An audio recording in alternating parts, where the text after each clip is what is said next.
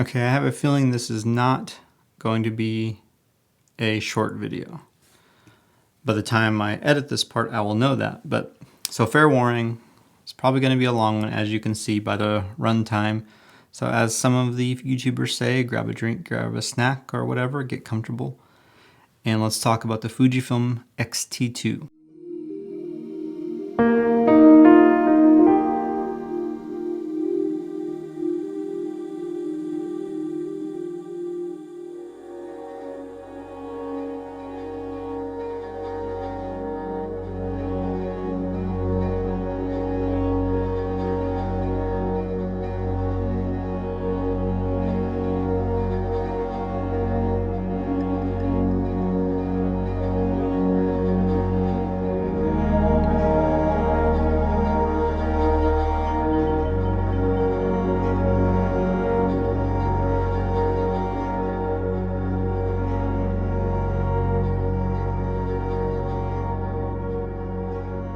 So this is a video I'm very excited to be able to make.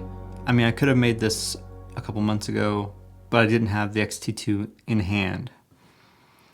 I feel like I've told my Fujifilm story about 20 times in the past 3 months, so you may be sick of hearing it by now. But long story short, this is the X-T2. Was not this one, but one just like it, the black one, was my first X-Trans Fujifilm camera. And I don't remember how long I owned it, but for the time I did own it before, I loved it. I did love it. And as I used it more, I really came to enjoy it, using it more and more. So my fondness for it only grew. The only reason I sold that camera was because this guy went on sale, the XH1. It was around that time when they were doing the XH1 plus battery grip plus 3 batteries for under $1,000, which, you know, to me was a no-brainer because I knew I would take advantage of all the features that it had, and at that time, and I still like the design. I knew the design was awesome, so I felt it was worth it to trade this camera for that camera, along with other things. I put them all in, put them all up for sale, or sold them all to use Photo Pro, and got this camera. Even though I love the XH1, I always kind of wanted to get an X-T2 again. I always kind of regretted selling it. But the funny thing is, after I sold it to get this, the prices of the X-T2s shot up for quite a while. They were really high for a while there. So when I had the itch to get a second Fujifilm body, I looked around, and that's when I got the X-T1. I'll put a link to that video, but flashing back to that moment of early 2020, I think, I dove into the X-T1 and used that for a while. Fell in love with that camera. But that led me down the road of just trying all these different Fujifilm cameras and exploring and whatnot, as the prices of these X-T2s were still sitting up extremely high. Fast forward to a couple months ago, maybe, I don't remember when, but recently, CameraWest.com had a used X-T2 at a fantastic price that I could not pass up.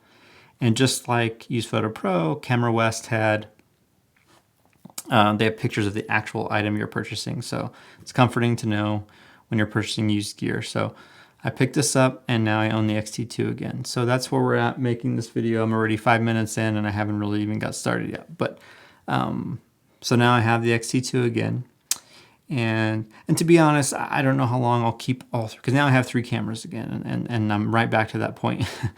But I'm not sure how long I'll keep all 3. So.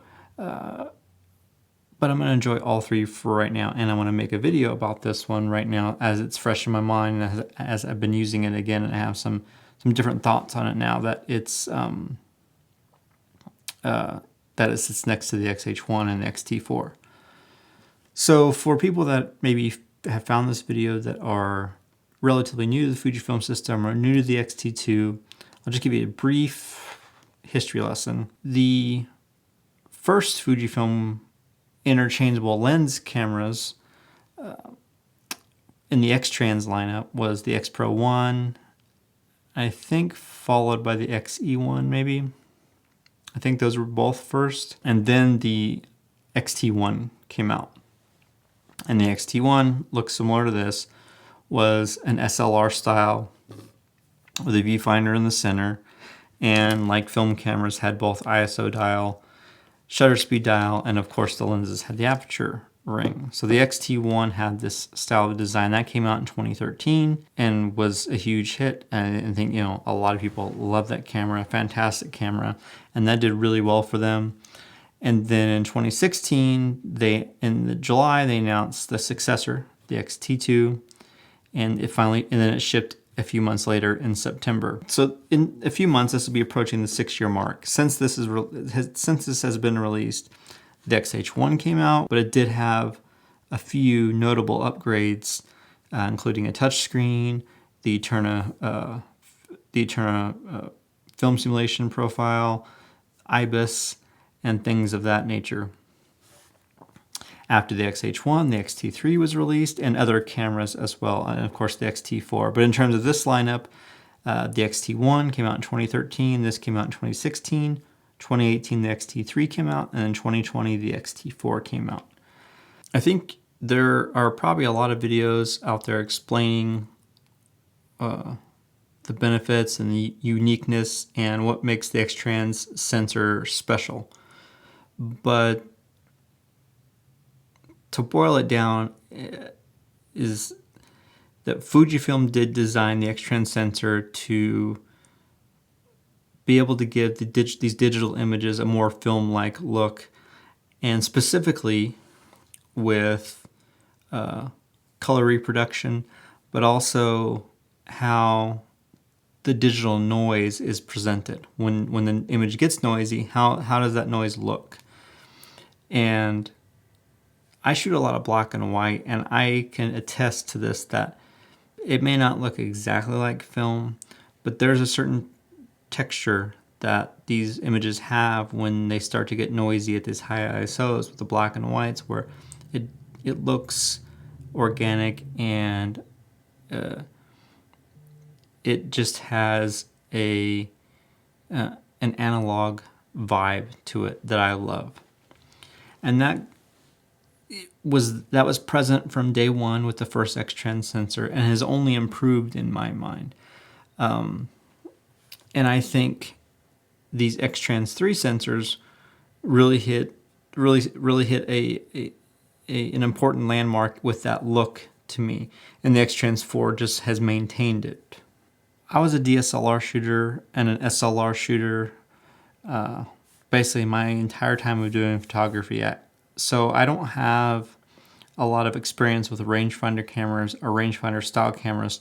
I don't have a lot of experience with those to pull from, and they're not the cameras that I feel most comfortable with. So most of my Fujifilm experience has been with these SLR style bodies. It's pretty much what I prefer. And so when I speak about all these things, I speak from that viewpoint of using these mostly. I did try the XE1 and XE2, and they're fantastic cameras. I wasn't ready to make those specific ones my only camera. I am itching, and I do want to try an XE4, but also I want to try the X Pro 2 or X Pro 3. I just want to give those a shot and spend some time using those. They may not be for me. This may be always the style of camera that works.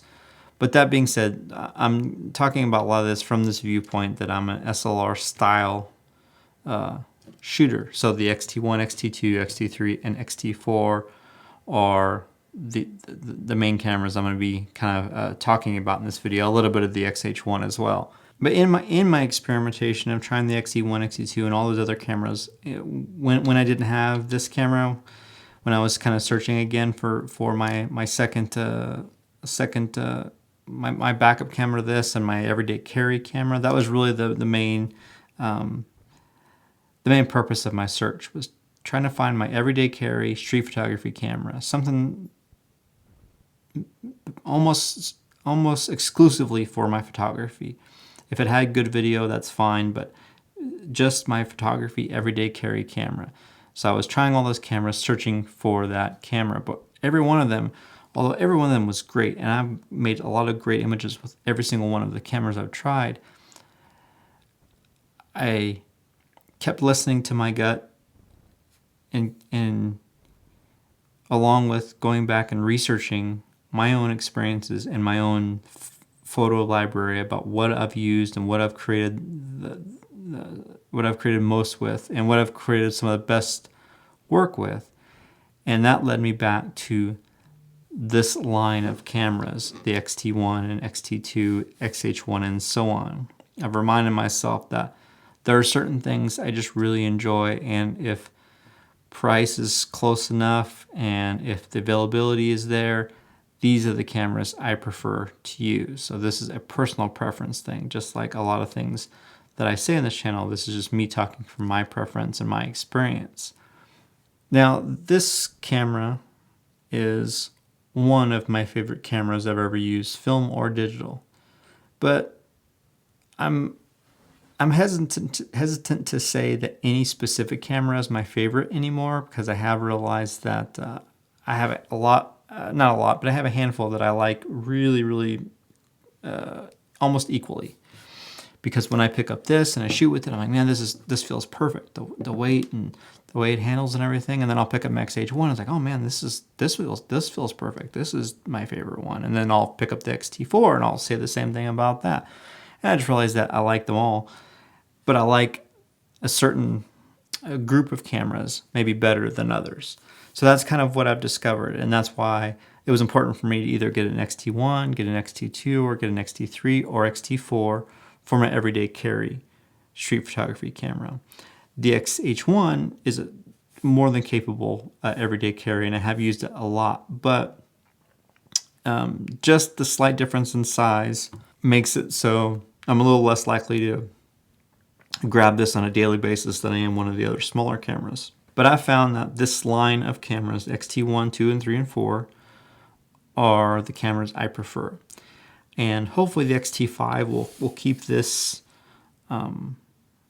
this lineage going, and we'll keep the tradition of the dials and things like that, and the look of the camera. We will see, but this is the line of cameras that I prefer. I will no longer say that one is clearly my favorite over the other. I like them all, and at this point I have the X-T2 and X-T4. I will continue to use both of them. Someday I want to try the X-T3, even though I have all the features. Between these two cameras, I have all the features that the X-T3 has. I still want to try it. I want to compare, and then maybe I can make a video about that and talk about some of the differences. Okay, I'll talk about some of the features and aspects of this camera. And some of them the X-T1 had, some were introduced in this model and then carried on with the next two. But some of the biggest features I love, and this is one of the reasons why a lot of you like Fujifilm as well, is the analog feel, the dials, the ISO, shutter speed, the aperture ring on the lens, and this one has an exposure compensation dial.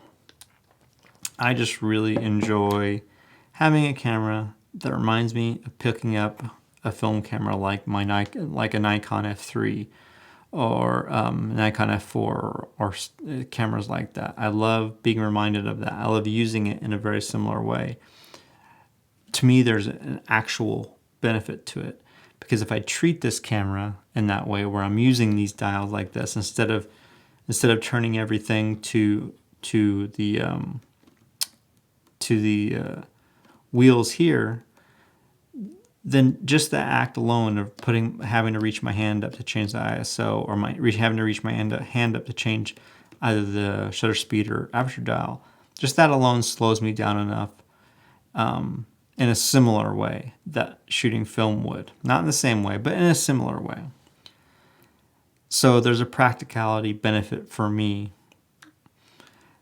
there's also an aesthetic benefit. I mean, they do look cool with those knobs, and liking the way your camera look, there's nothing wrong with that. Absolutely not, I don't think. I'll kind of go through a few other things that this camera has that are notable, stuff that I like. Has weather sealing, so it's more weather resistant than other cameras. I mean, obviously that there's a limit to that, but it's weather resistant. It has the 3-way tilt screen, so it has the classic screen angle that we love for street photography, but it also has this one, which I love. I use a lot. It's what I missed when I actually was trying the X-T2. When cameras don't have those features, you get used to it. I would have gotten used to it, but it's nice when I'm able to use it. It has 1/8,000th mechanical shutter speed. The X-T1 only went up to 1/4,000th, so that was an added benefit here. It introduced the dual card slots, as where the X-T1 only had a single card slot. It has the built-in Acros film simulation, which I can't overstate how much I love that feature. I use that all the time, and actually I do have a print. This is a damaged print, so this is just a test print, but this is the Acros film simulation printed out from the first time I owned the X-T2. It has, like I said, it has the ISO dial. The X-T2, when I was trying that camera, didn't have an ISO dial. And like I said before, if they added an ISO dial to that line of cameras, the X-T2, X-T30, I would have to pick one up to give it a shot again. I definitely would. It has the joystick and the D-pad. So I think all of these level of cameras have both of them. But as you're seeing, some of the newer cameras are letting go of the D-pad. So sometimes you're choosing between the two, as where this still has both. It doesn't have the touchscreen, which when these cameras do have the touchscreen, I do use it. It is nice, but it doesn't have that. It's really not a big deal. I can tweak my style of shooting to make the most of not having one. Let me talk about kind of what I like about this camera in general terms and user experience terms, and then I'll kind of start wrapping it up with where I think its place is currently with everything that's out there, both new and used. Like I said, I've returned to this camera and this style of camera. I should say this style of camera, because I think if this was an X-T3, I would feel very similar about it. So I'm not saying that this is specifically better than the X-T3 or anything like that whatsoever. But I've learned from experience, I've learned from trying multiple cameras, that this is the style of camera that I prefer. And why is that? Well, it's a list of a handful of things. The weight and feel of the camera feels really familiar to me. Really, it feels right at home. I feel like it's just a perfect weight. And the X-T4 is heavier, but the X-T4 I think is not too heavy. I think there's a range, and the X-T4 is right within that range. And this is a little lighter, but still, when I'm holding it, I feel like I'm holding something as a substantial professional camera. It just by memory, I don't have one right next to me to compare it, but it has a similar weight and feel in the hand as my Nikon F3 did. Now, I'm not saying that they're the exact same, but it has a similar feel. And the Nikon F3 was one of my favorite, if not my favorite, film SLRs, because of the size and weight and the balance. So that's one of the big things. The magnesium alloy body and the quality of the feel of the camera is important to me. I can't be overstated how much I like the analog controls. Like I said, the aesthetics are nice. It slows me down. There's a practical benefit. I love being able to see my settings just by looking down, changing them when the camera's not even on. Let me talk about some things that this offers at the price point that it sits currently on the used market, and why this is an amazing value at the moment. So on KEH and Used Photo Pro, the average price for an excellent or near mint model is around $650 US. When you consider your other choices at $650, you have maybe an X-T30, maybe if you find a great deal, but even used original X-T30s are 700s or more. X-T20, the X Pro 1 is sitting in this price range.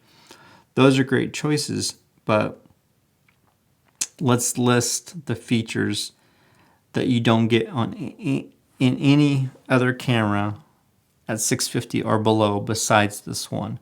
And I mean the features combined. Maybe individually you might get one here and there, but all these features combined you won't get at $650 or below in any other camera besides this one in the Fujifilm lineup, that is. Weather sealing, 3-way tilting screen, one 8,000th mechanical shutter, dual card slots, Acros film simulation, ISO dial, joystick and D-pad. The autofocus switch, the amount of customizable buttons, the optional vertical grip. All of those features combined don't exist. And well, I should say, and one more, and the X-Trans 3 sensor.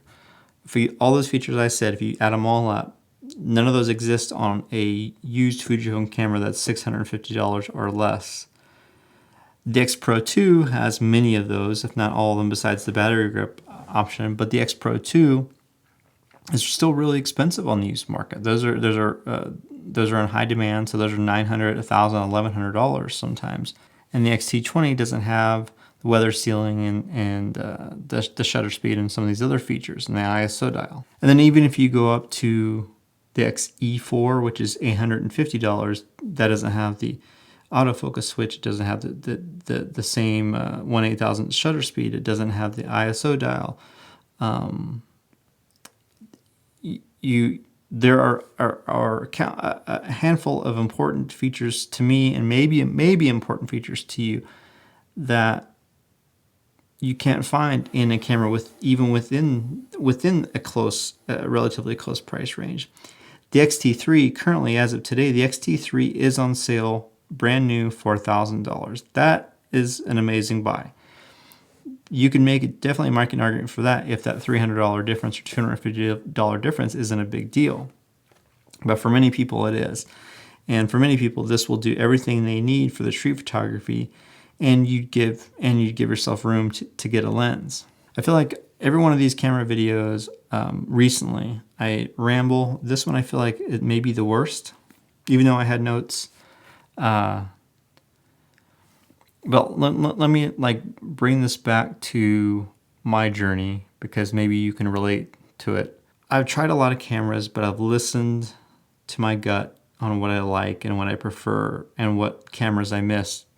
Just like in the film world, like right now I'm not shooting film, but if you watch my video from early last year when I was still really deep into shooting film, I repurchased the Nikon F3 and F4 because I had owned those already and regretted selling them.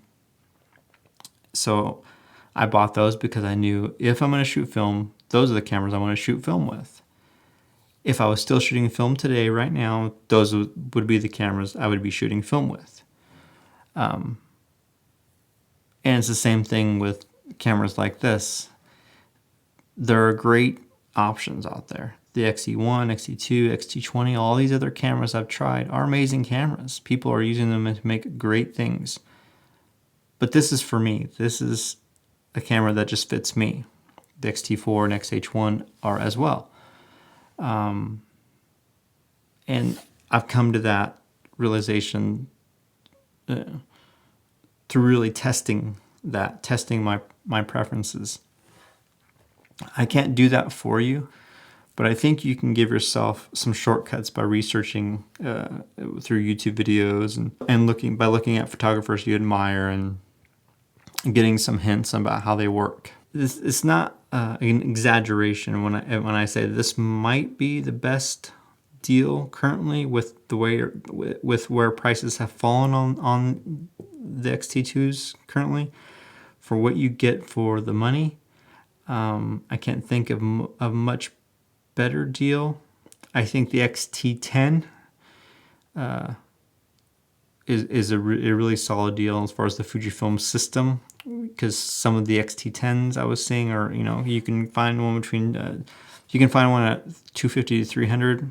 It's a steal if you just need something to get into the system and test it out a little bit. The X-T10 is an amazing deal. But if you want a fully featured, amazing, all-around photographic tool that you'll be hard-pressed to find any really major sacrifices, this is a serious one to consider. And at $600, $650, you could get yourself a manual focus TTR lens to get going, and then eventually upgrade to a Fujinon lens like this 35 f2. The bottom line for me is that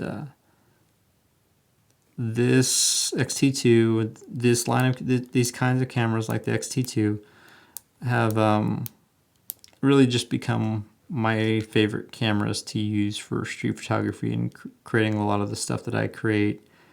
And some of it I can explain in words and some of it I can't. It's just a feeling in the hands, a feeling when I'm using it.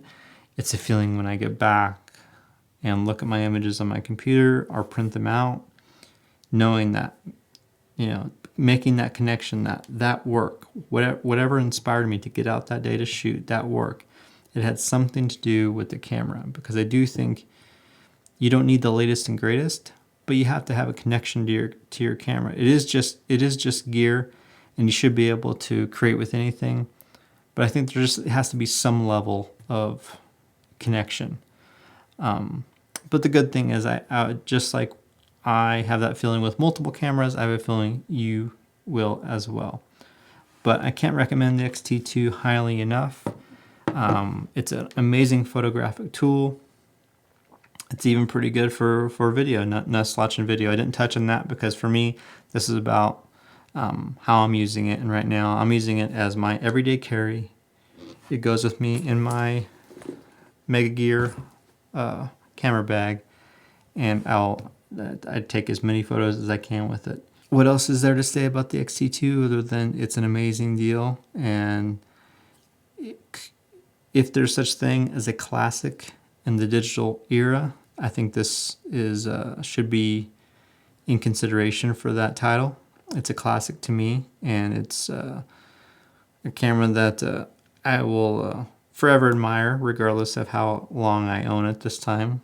And I think a lot of you might like it too. And I'm assuming many of you probably already own it. I know a lot of people, we watch videos of cameras that we already own. I think that's it for now. I don't know what else I should say about this camera. I can always make more videos about the X-T2.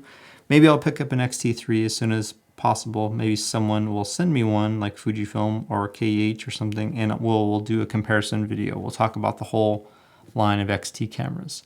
But until that point, I thank you guys for sticking around for this super long video, and appreciate you guys. Just like always, I'll talk to you soon.